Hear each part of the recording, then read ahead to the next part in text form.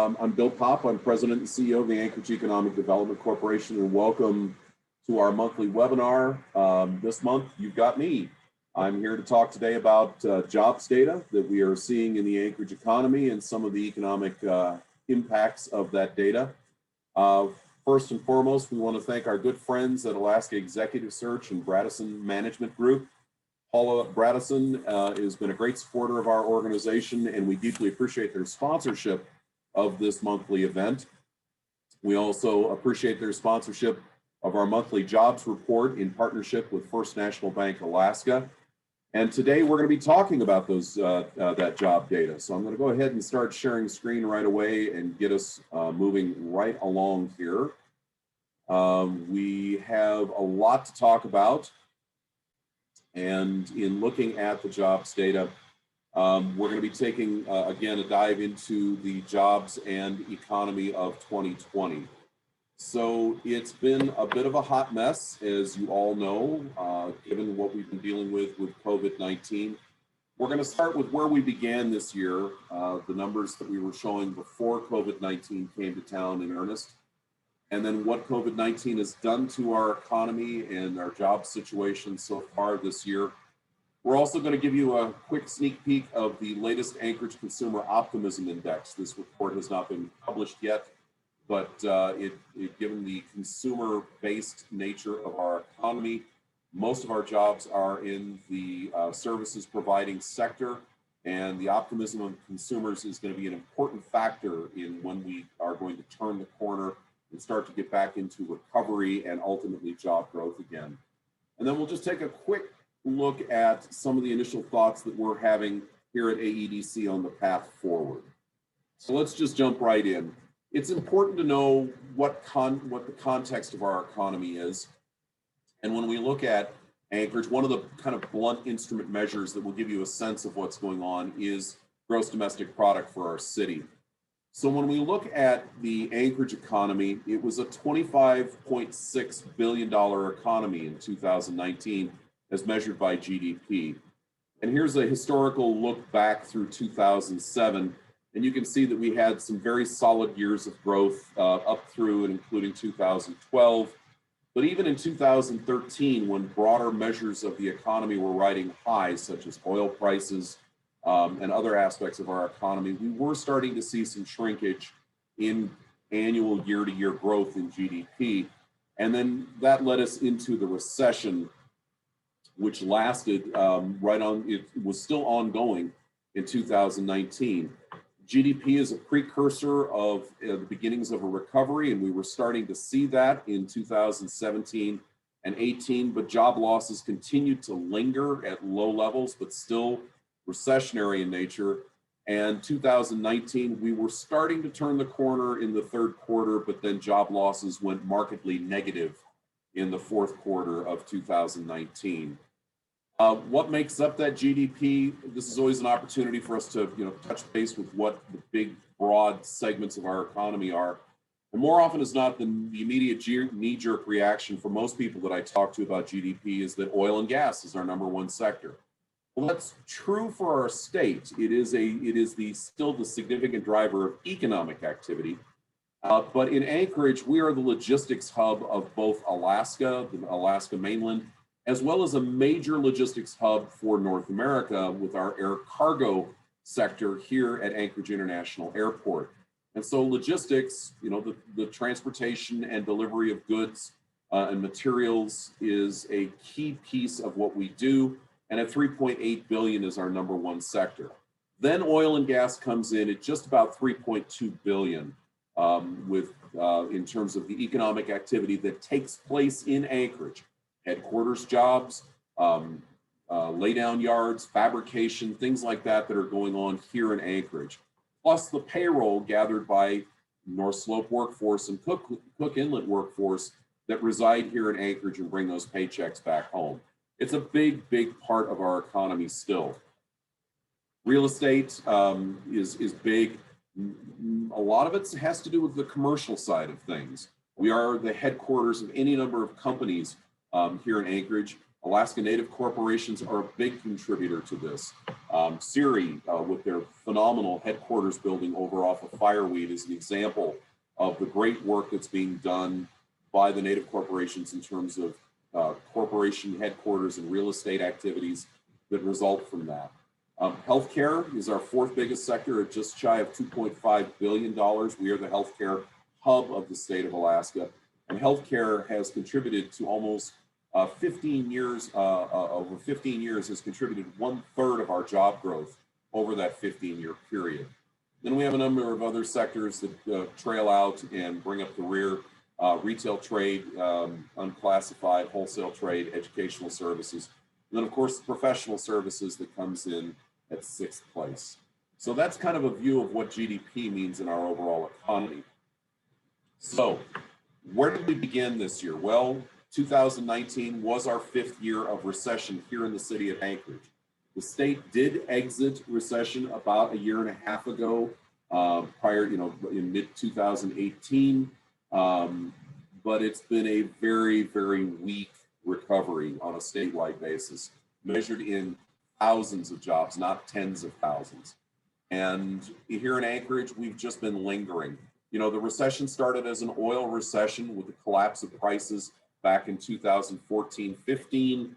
The oil recession kicked in earnest in 2015 and carried through towards the middle of the last half of 2016. But then the continuing state fiscal crisis, in terms of the uncertainty that has generated on taxes, government services like education, healthcare, other key things that are related to that fiscal policy crisis, created a fair amount of uncertainty that's kind of kept Anchorage in this languishing, low-level recession for the last 3 years. In particular, the last 2 years have been measured in hundreds of jobs lost, but it's definitely doldrums for our economy in 2018 and 19. We lost 300 jobs last year. Our unemployment rate, however, was a very respectable 5.1%. We'll talk a little bit more about that later as to why that number is so low in a recessionary year. So looking at wage trends for the last several years, the last decade, I thought it would be helpful to have this comparison to give you a sense of where we were up through the end of 2019. The blue shaded area is the Anchorage economy. You can see where we dipped into negative wage trends in 2016 through early 2018. And then you can see the solid blue line, that's Alaska. And you can see the national economy, which still saw job growth, even though we did see some recessionary times during that time frame. The national economy really was booming over the last 5 years, and we've seen really solid job growth during this period of time in which Anchorage was a recession, which has been a problem for us, which again, I'll talk about here in a little bit. So now let's look at the mid-year jobs update. We are just released our September data here just last week. This is an opportunity for us to talk about where things are at. We've got solid numbers, the actual numbers from what's called the quarterly employment reports that come from the federal government based on employer reportable jobs. And these are the hard numbers. So we've got good solid numbers through the first 6 months of this year, and then the preliminary numbers for the 3rd quarter. So let's dive into this and we'll start to get a sense of just where we're at. So through September, we have lost an average of 12,000 jobs compared to the same period in 2019. Prior to getting the hard numbers, which we just got late last week for the 2nd quarter, that number was looking like 11,000. But once we got the solid numbers for the 2nd quarter, it was a little worse than we had originally been given the impression of through the preliminary numbers. 11.6% average unemployment. This has been really, really a tough period of time for Anchorage. When we look at the employment trends graphically, you can see the job losses. The shaded area is Anchorage, the blue line is Alaska, and then the black line is national. And we have all basically suffered terribly in this last 6 months in particular. but it's just been a really tough trend. We were north of 150,000 jobs last year for this 9-month period. We're averaging about 138,000 jobs so far this year. So looking at it from a monthly basis, this tells another story. You can see how badly we dropped in April when COVID kicked in full force, with the full shut-in in the community. And you can see also how we have seen some recovery in jobs, but in the last data for September, we've started to trail off again. This has been a weak recovery. COVID continues to come back on us, and the challenges that it creates in the service sector has been incredibly tough. September was down 15,000 jobs in the preliminary numbers, and based on the trending that we're seeing through the second quarter, we think that that number is understated, and it's probably closer to 16,000 jobs lost in the month of September when we get the hard numbers later this year. Here's that unemployment rate. It is interesting. This kind of tells a story of both Anchorage and Alaska compared to the national economy going back into 2015 and before. For quite some time there, our unemployment rate was tracking below the national average. We were really doing well up through late 2013. But then when we hit 2014, 15, we started to see a narrowing of the difference between Alaska and the lower 48. And now from January through 2019, we were above the national rate. And that's been a problem for us, which again, I'll talk about in a moment when it comes to our labor force. And then you can see the dramatic spikes that we've seen this year, both locally and nationally, in the unemployment rate. So here's a month-to-month representation of that. I want you to look at that first quarter number, 5.1 to 4.5% unemployment in the first quarter. Unprecedented, never seen before in the modern age of Anchorage. This is usually the quarter where we see our unemployment rate spike up into the upper single digits. 6% is not unusual, 7% is not unusual for the first quarter in Anchorage for unemployment, because this is the slow time of year. The holidays are over with, we're in those doldrums where there's no real tourism going on to any significant degree. We don't have a lot of other activity going on here in Anchorage, and our unemployment traditionally goes up. But it's way down, and this is because of those national trends. We have been seeing an out-migration of workforce from Anchorage, which I'll show you in just a moment, but that has suppressed our unemployment rate to a very significant degree. Then we get into April through July, and we see unemployment rates in the double digits. And when we get to August, there was a significant beginning of a decline in the traditional unemployment number. What is unemployment? Well, it's the people who are part of your labor force, that are citizens of your community, that are actively looking for a job but can't find one. That's a key phrase, actively looking. If the federal government does a survey, and they use that survey information, and the key question that they ask is, if you're unemployed, are you actively looking for work? If you say yes, then you're part of that unemployment rate. If you say no, then you're out of the labor force completely.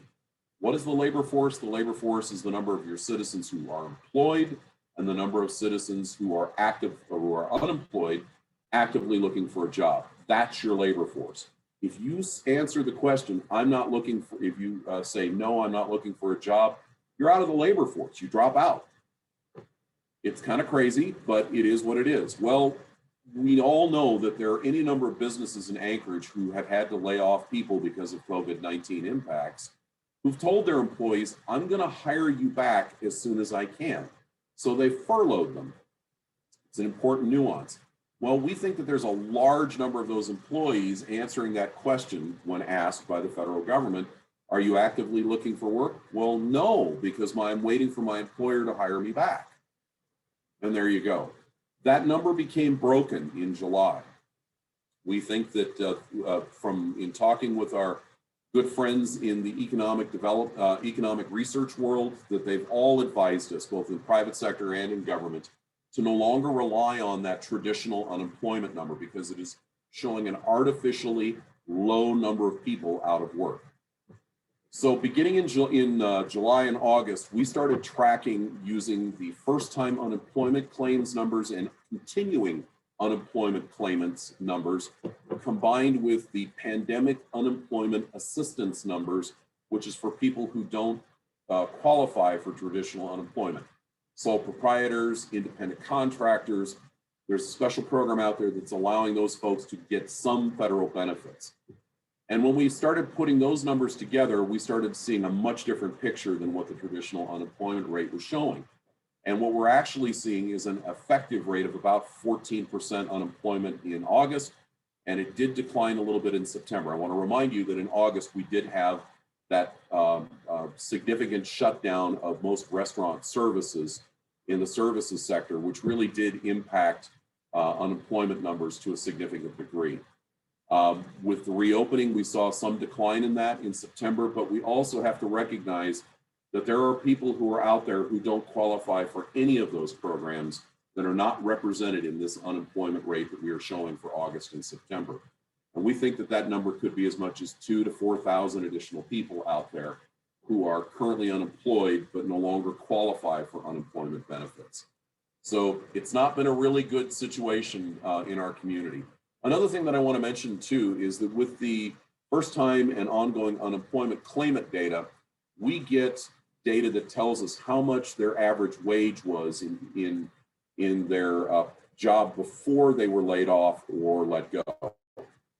And what we're seeing is that anywhere from 50 to 60% of these people who are represented, of the people represented, the 16,000 or so people represented in the September data, over 50% of them were making less than $30,000 a year when they were let go. We see them mainly in the services sector like restaurants, hotels, retail. These are the main sectors, and to a degree healthcare, because healthcare is in this unemployment data, has been contributing to this, mainly in the clerical and services side. And so lower income is bearing a disproportionate amount of the impacts of COVID-19. This is concerning because these are the folks who are least amongst us all as citizens of Anchorage in their ability to be able to be on, out of work for an extended period of time and still be able to pay the rent, still be able to put food on the table, still be able to keep their kids and themselves clothed and safe. So we are worried that without new federal assistance coming our way sometime soon, we're going to see a significant impact in homeless counts and hunger as an issue in our community if we don't get new federal benefits coming our way soon from Congress and the White House. Right now, all the benefits pretty much ended in August. The remaining benefits in the form of business grants and other types of assistance to the community all officially end December 30th. The money must be expended by December 30th. So this is a big challenge for our community right at that time of year when it is toughest to be in Anchorage without means to keep yourself housed and fed. So let's move on to the next data set. This just kind of gives you a look at the unemployment numbers so far this year. These are average losses for the 9 months ending September. And 4,200 jobs lost in the leisure and hospitality sector. This is restaurants, hotels, and tourism-related businesses, entertainment-related businesses. Retail trade down about 1,800 goods-producing jobs, which are key jobs because these are the better-paying jobs: construction, oil and gas, manufacturing. Small part of our overall job base prior to COVID, about 13,000 to 14,000 jobs on average per year based here in Anchorage, but a significant contributor to the overall services economy. And we're down about 1,100 jobs in that sector. And then I noted before, healthcare took a hit this year for the first time in memory. We're down about 700 jobs on average in healthcare. This has been due to the constraints created by COVID on voluntary procedures, these elective procedures, if you will. And this is a combination of patients not wanting to go to a medical facility because they're concerned about catching COVID, which is a human thing to do. as well as hospitals and healthcare providers putting off those elective procedures in an effort to preserve and protect healthcare capacity in PPE, to personal protective equipment, key resources needed, as well as just trying to keep beds open in facilities. So we've seen a layoff in the support side of healthcare. We're not laying off doctors, we're not seeing layoffs for nurses or anything like that, but what we are seeing is clerical staff bearing the brunt of losses and other support related jobs, food services, janitorial, et cetera. So I've talked repeatedly and hinted at these low unemployment numbers that we saw at the beginning of the year before COVID came to town. And this is part of a longer term trend of the shrinking nature of our labor force. Our labor force is down pretty substantially from its peak in 2011 at 159,000 people in our labor force. Again, people with a job or people actively looking for a job who are citizens of Anchorage. This is a problem for us because this will be making it tougher for us to get people into jobs in terms of having skilled workforce to fill the jobs that we are trying to get back up and running, as well as the services sector side, which has its own problems with jobs that may not come back because of a significantly diminished tourism sector. This was a lost year for tourism. We saw dramatic impacts on the leisure and hospitality side of things. And we are hopeful that we'll start to see that recovery take place next year, but we're not going to go back to what we were. In 2019, we had about 1.3 million visitors in Anchorage, 1.2, 1.3 from out of state coming through our community on their way to cruise ships mainly, or coming off of cruise ships coming through our city to go back home. And that was a huge benefit to our community. We were projecting 1.4 million visitors this year. Those projections coming from our good friends that visit Anchorage. We are not going to see that next year. We are hopeful that we will see hundreds of thousands of visitors, but I think it's going to be tough given the slow, difficult nature of getting a vaccine deployed, the challenges that the travel industry is going to face in convincing people that it's safe to be on a cruise ship or safe to be in an airplane. We're seeing data that is telling us that airplanes are a safer form of travel than going to your local grocery store. We're trying to share that information broadly so that we can start to at least give people more confidence, especially in the visitor side of things, but also on the business traveler side of things, that airplanes are a safe form of transportation, relatively speaking. The cruise industry, going to be some big challenges there, but I know that they are working very hard to get passengers in their ships for this coming season. But there's a lot of uncertainty in this, so this is going to be a big challenge for us in getting those workers put to work. So we're probably going to have a lot of people still out of work next year, but the challenge that we're going to have in terms of job growth is going to be for those positions that are skilled or semi-skilled that we need to fill, or to get people reskilled to go to work into the jobs that will be coming back perhaps a little more quickly than other sectors. It's going to be a lot of work to make sure that we are trying to get ourselves back onto the path of recovery beginning next year. So I've talked about consumer optimism at the beginning of our presentation as being a key piece of turning things around. And we track this on a quarterly basis. This is a research project that is funded that we've been funding for the last several years to provide this metric to help both businesses, policymakers, and the public to understand what people are thinking about where they're at in terms of their confidence in the local economy and their own personal situation. So this is a scale of 1 to 100, with anything below 50 leaning to the pessimistic and anything above 50 leaning to the optimistic. And the third quarter measure showed a combined score of 49.2. This was down only a tenth from the second quarter. It's in that territory between 45 and 55 that we view as we're not sure. Now, this one's a little different in the main metrics. There are three key measures that we use to come up with this combined score. And here they are: local economic confidence. How are you feeling about the economy today? What is your personal financial confidence? How are you feeling about your own situation personally? And then what are your future expectations for the economy? Well, local economic confidence declined by 3.3 and went into markedly negative territory in the third quarter survey results. That's not the direction we want to see, but it is completely understandable given the circumstances that we were dealing with. The outlier in this was personal financial confidence, which actually went up, one of the largest movements we've seen it go up in the history of the survey, up 5.1 to 68.5. Now, it took us a little while to think about this, but our analysis of this is that we believe this is the result of the significant billions of dollars in federal aid that were pumped into our community in the middle of this year and into the state of Alaska in the form of business assistance, PPP, loans and grants, as well as the money that flowed through the state of Alaska and through our local communities in business grants such as the AK Cares program, which offered up to $100,000 grants to businesses, as well as the grants programs being offered by the municipality of Anchorage to businesses in the thousands of dollars range.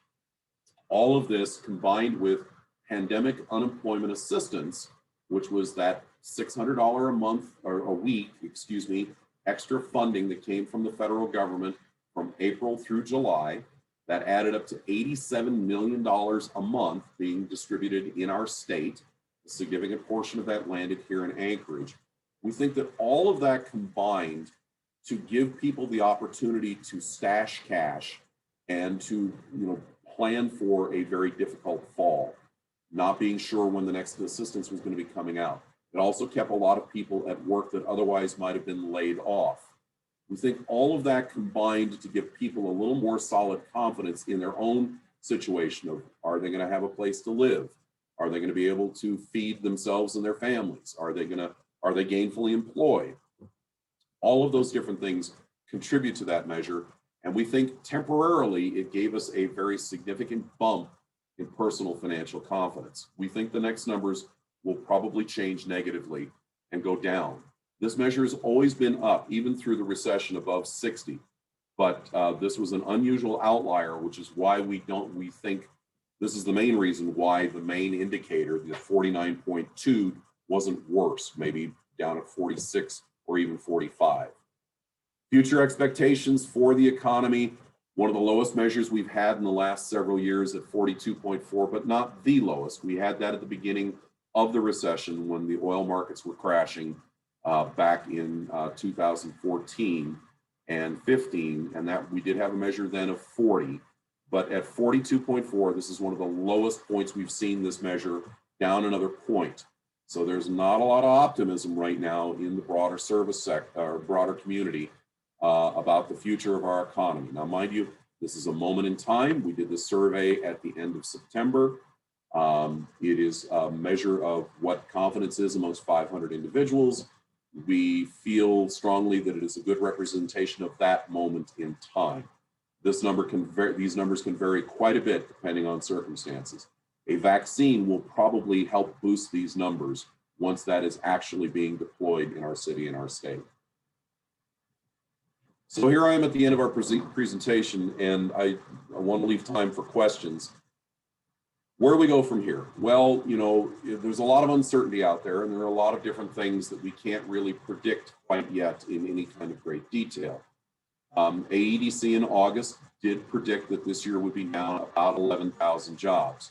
We may have been a little conservative on that estimate. Currently, we're tracking down 12,000 jobs, and that might get a little worse as we get the hard numbers for the third and fourth quarter in the coming months. But it's going to be a tough year. We do project a beginning of a recovery next year, over the next 3 years, 21, 22, and 23. But by the end of 2023, our projections show us still down 4,000 jobs from where we began this year.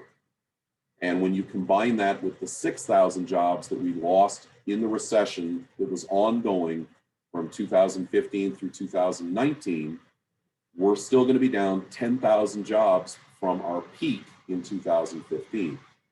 We've got some work to do. We've got some things to think about. We've got some hard decisions to make in terms of how to turn our economy around more quickly. We don't have to settle for this long, protracted recovery period. There are things that we think we can do, but to do that, we need to understand truly what has happened to our economy. So we feel that there's a need for us to assess the damage at an industry level and at a workforce level that's going to require some deep dives into the numbers and into the analysis of different industry sectors and different workforce clusters. And AEDC is working right now to obtain federal funding for a deep dive that we are going to try and get kicked off at the first of the year if we are successful in getting the grant funding that we need to do this level of research. With that research in hand, and this is something that will be ongoing as the research develops as well as the ultimate results, we do need to develop short and midterm strategies to accelerate recovery.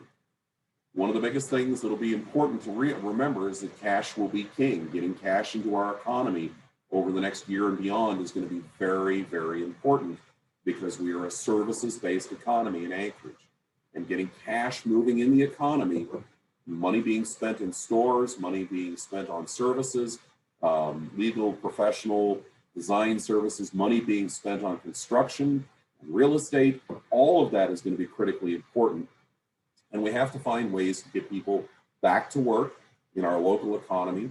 That's going to take some efforts on reskilling, on finding those things that can be done quickly to get people back to work. It's going to be tough to find those opportunities. We think that tourism is going to take a while to recover. These are going to be challenges, and we are concerned about out-migration. We're an expensive city.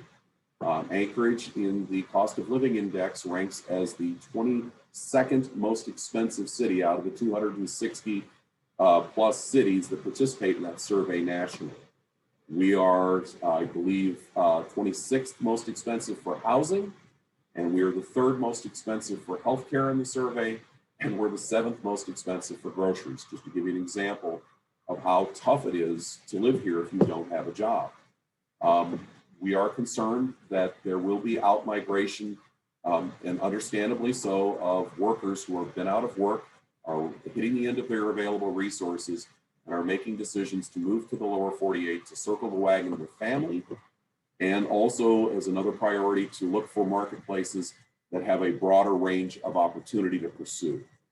And that could be a real detractor in our ability to recover, because having workers and having economic activity from those workers is going to be the challenge.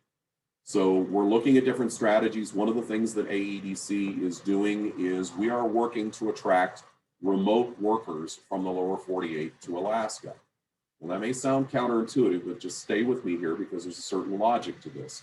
These are workers who work online, delivering services practically anywhere in the world to a customer or client, a business that needs their services. We're looking at trying to attract those workers, particularly from cities of a denser nature that have been hit particularly hard by COVID-19.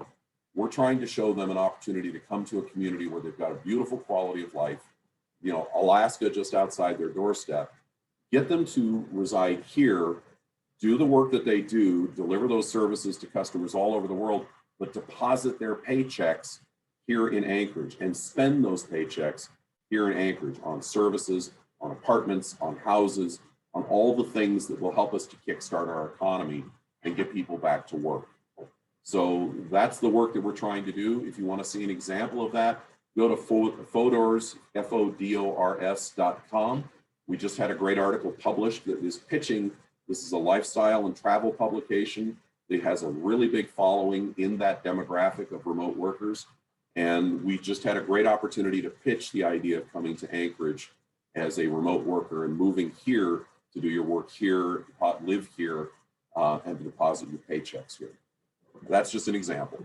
There are other strategies that we're going to have to be looking at in terms of reskilling workforce, kickstarting different businesses, and looking for new ideas that we can attract or develop here. And then investing in the long-term growth of our city. This is a tough conversation because when we're in a difficult time like this, it's hard to talk about how do we spend money on our community to make our city more attractive to attracting workforce and the investment that is pursuing it. There's a national labor shortage. Even with COVID, over the next decade, the labor force is growing by just 0.1%. And once COVID is behind us, and it will be behind us, We are going to be back into that arms race, if you will, with other communities around the United States that have recognized this trend and are competing for a tougher to find labor force to make your city competitive and viable in the coming decade. We've got a lot of investment out there looking for growing labor pools, looking for communities that are focused on long-term sustainability of their labor force and the quality of life of their community that the labor force is looking for. And we need to have those conversations as a community, even if it takes us a little bit to figure out what we want to do. We've got to have those conversations about how we reinvest in ourselves to make Anchorage a more competitive city in this very challenging decade that we now find ourselves in. And those are conversations for a later presentation. So in summary, just to close things out, we were still in recession at the end of 2019, and we were continuing to lose both population and workforce. Our population is down by over 10,000 people as of this year from where it was at its peak in 2013, and we expect to lose another 5,000 people over the next 3 years. This is not the sign of a city that is growing and vibrant, and we're going to have to start looking at how we get that turned around. COVID-19, though, has created a really big challenge for us in the short term, and it's blown up our economy, and it's costing us a lot of jobs. Between the job losses that we had during the recession of 6,000 jobs and the likely 11,000 jobs that we're going to lose this year or more, we've lost 17,000 jobs in 6 years. That puts us back to 2001 levels. That means we've lost 20 years of job growth. That's a tough hole to find ourselves in. We've got the ability to get out of it. We're going to have to work together to make it work, and there are opportunities out there for us to pursue, but we have to also recognize clearly that we've got some serious thinking and work to do to turn this around. There are bright spots in our local economy. I didn't really touch on it much. I did reference it though. Our airport has been doing really well on the cargo side of things. We actually expect to see it grow in terms of the total tonnage going through the airport this year. That's been a big help. That's a lot of jobs that have not been impacted. And if anything, has helped to grow a few jobs in the face of this challenge that we're dealing with. Housing market is also very solid. That's good. We think it might generate some new construction, which will help to meet demand of these really low interest rates and a lot of pent up demand because of the lack of construction in previous years. We're hopeful that that will be a bright spot in the coming year. And then the continued demand for skilled healthcare workers. We still have a nursing shortage here in Anchorage, and COVID's just made it a little bit worse. We can put to work as many nurses as we can possibly train or attract. And those are the jobs that are good paying jobs that we need to try and help promote. And then we just got to be careful and measured in what we do in moving forward in recovery efforts and and avoid unnecessary risks. We've got to be careful not to shoot ourselves in the foot. The state fiscal crisis is going to be a huge challenge to solve in this next legislative session. There's no more money in the bank. We've spent it all. There's no more ready cash available. We're going to have some tough decisions to make in coming up with a balanced and measured solution. And I want you all to remember that Anchorage is a government town. 1 out of 5 jobs in our overall economy pre-COVID were government-based: federal, state, local, university, and school district. 1 out of 5 jobs government-based. Making big, drastic cuts to the state budget and the ripple effect it will have in our government services here in Anchorage and our economy could be profound and make a bad situation much worse. We need to be all involved in the coming discussion about our state fiscal crisis and how to solve it. So with that, I'm going to stop there, and I'm happy to answer any questions. I'm going to leave my screen up for the time being in case there's a visual that I need to share. Please, if you've got a question, I'd love to hear it.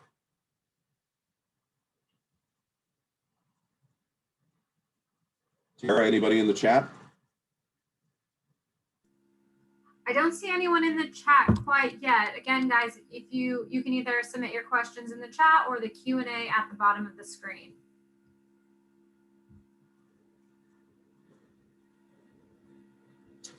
Well, I apparently have thoroughly depressed everybody.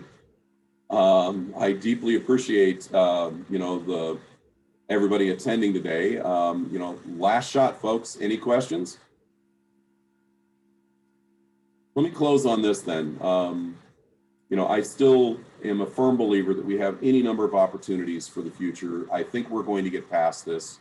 I think we are all going to work together, and I think we are going to see Anchorage turn a corner here in the next year.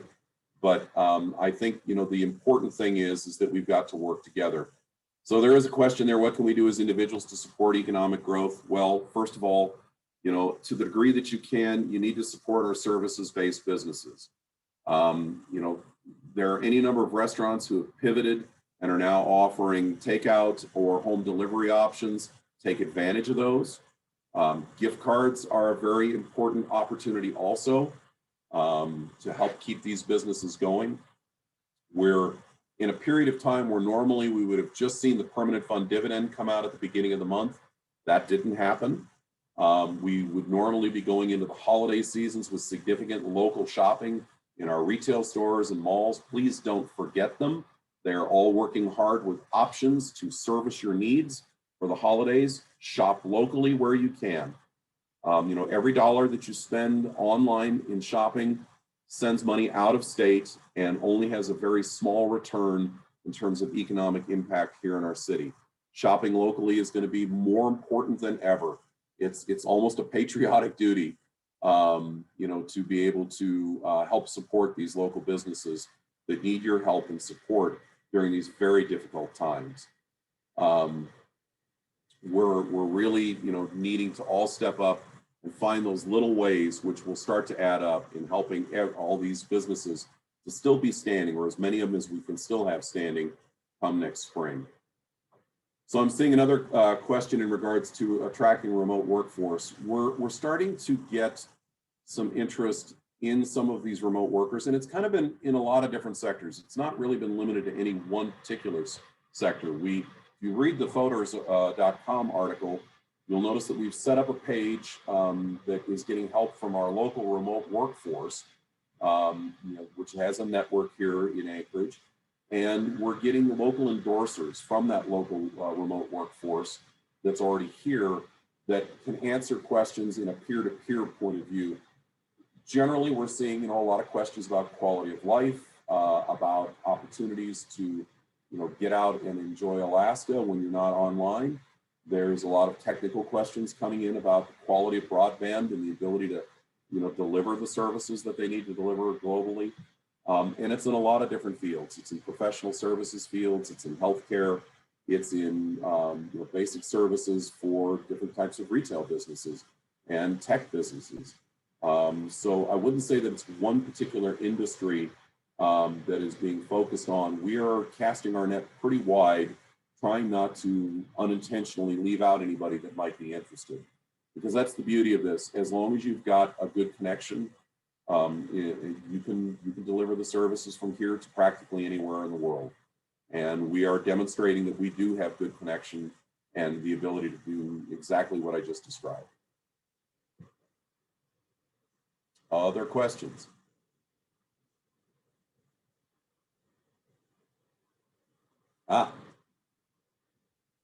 Do collegiate sports statistically have an effect on local economies and cities? Well, I know this is related to UAA athletics. You know, I would say that in some communities where you've got, you know, Big Ten football or, you know, Division I college teams in any number of different sports, in particular basketball, football, and some of the other team sports, they can have a very profound effect. We've seen for example, in Cleveland, the University of Ohio has sports facilities in Cleveland that are big generators of economic activity in and around those facilities because they have a whole network of sports related, you know, sports bars, sporting equipment, and then retailers and other types of businesses who are taking advantage of the tens of thousands of people who go to those events. Those are very much definable, and it is a part of the economic development world looking at those. For us here in Anchorage, I would say that there is an effect, but I can't claim that it is a profound effect on the local economy. Not at the level of participation we get from the community in those sports.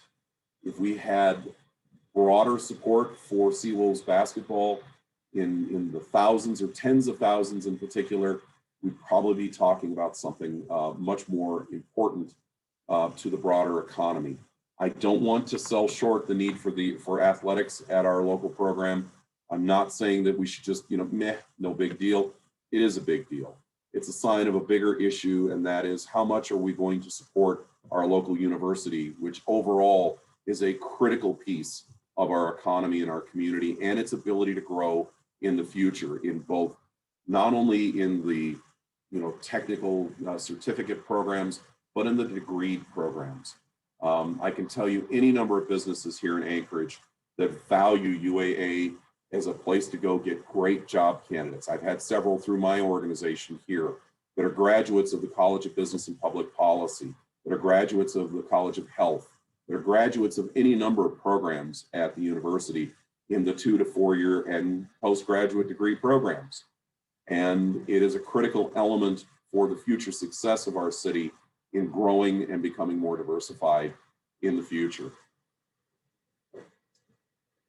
I would say that the question is, have you heard any feedback on how the CARES Act funds and/or PPP loans have impacted local businesses, and is it having the desired effects? Yes, it has, significantly so. We would be in a much worse situation if it had not been for the nearly $1.7 billion in loans that came through the PPP program, as well as the hundreds of millions of dollars that have been put through the different business grant programs like AK Cares, like the municipal grant programs that the Assembly and the administration have put together that have been critical to keeping any number of businesses still going. The problem is it's only been the initial funding that is going to be needed, and we do not have clarity on follow-on funding that will go beyond December 30th, which is what CARES Act funding currently allows. The money must be spent by December 30th. And that includes the businesses. They have to expend the funds by December 30th. And if they don't, they have to return the funds. I don't want to see $1 of that money go back to the federal government. This is critical life support for the economy of Anchorage. It's kept people at work. It's kept businesses afloat. It's helped us to diminish what would otherwise be even more brutal impacts to our economy in terms of businesses permanently closed and thousands of more jobs lost if it had not been for that funding. But the problem is that this pandemic is not over with. In fact, it's getting much worse. And we're hitting that period of time where historically in the cycle of the Anchorage and Alaska economy, we're hitting the toughest months of the year in January, February, March, and April. Those are brutal months to be caught with no business activity at all, or very diminished business activity.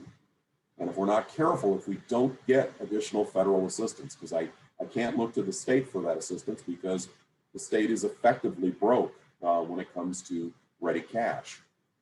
If we had solved our fiscal crisis 3 years ago, we would have had $6, maybe even as much as $8 billion still in the bank, but that money is gone. And so now we are in a situation where we really do need to get the federal government to act and get another relief package put together to put money into businesses and to provide relief for workers. It is incredibly important that we provide relief to workers because no matter how much we put into the businesses, there are still going to be thousands and thousands of workers out of work. And they need this assistance so that they are not caught in a situation of homelessness or hunger that is going to be even more of a negative effect on our city in the situations that we are already dealing with the homeless problem that we have in our city prior to COVID-19.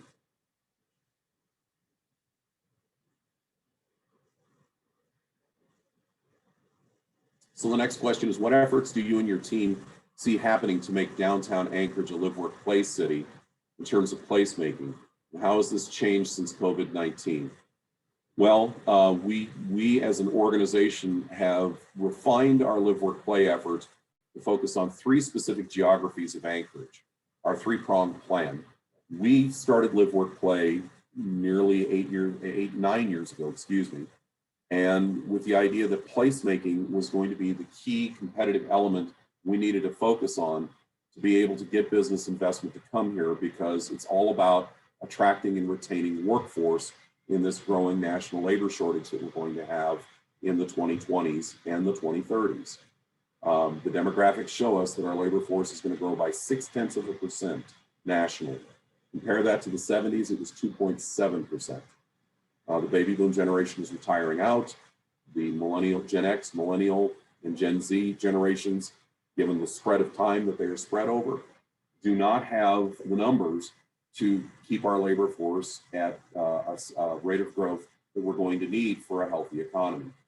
In particular, we are at a disadvantage in competing for that workforce, and investment is chasing that workforce. So we see downtown, the UMed district, and the Chester Creek Greenbelt as three geographies that we're going to be focusing our attention on, and have been, in terms of the initial planning and feeling out stage of what we can do to make those areas more vibrant, more vital, and more attractive to attracting and retaining workforce. Locally grown as in addition to what we will need to attract from outside Alaska. We don't have the population or the infrastructure to train up all of the needed workforce that we are going to need in the coming decade and beyond. So downtown we see as a critical piece because it's our most valuable real estate from a taxing point of view. It generates far more tax revenue than it is spent in its area. So the more vibrant our downtown is, the more valuable it becomes, the more revenue it generates, which helps to broaden our services in our community and underwrite services in all other parts of the city. So we need a more vibrant downtown with a resident population. We're looking at strategies on that. We're talking to property owners. We're trying to look at where our first major step is in terms of establishing a redevelopment area in partnership with the city. It's going to be, I think, a critical part of the next administration to be a strong proponent of investing in downtown as well as other parts of our community over the next 6 years. And we see this as an important part of the debate between the candidates so that the city can find that mayor that is most focused on getting our city up and going again through reinvesting in ourselves.